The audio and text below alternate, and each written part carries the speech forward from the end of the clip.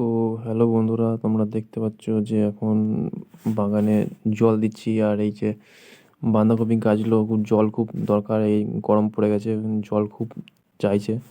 আর এই মাটিটা যেহেতু জৈব সারের মাটি, জল বেশি করে লাগে। আর জৈব সারেতে ফসলও খুব ভালো হয়, আর সেটা খেতেও খুব টেস্টি হয়।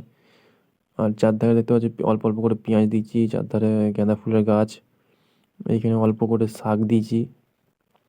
আর এই একটা ডালিম গাছ আছে, ছোট ছোট করে ডালিম ধরেছে।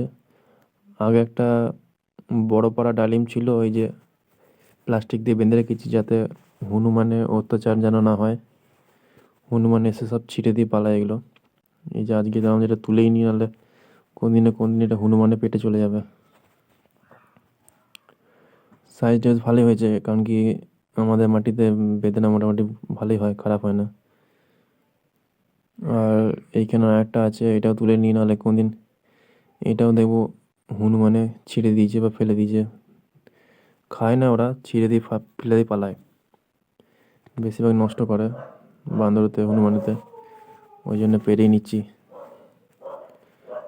এটা দুদিন আগে আমি একবার এই যে দেখেছিলাম যে লাল হয়েছে না হয় নাই, তা দিলাম যে লাল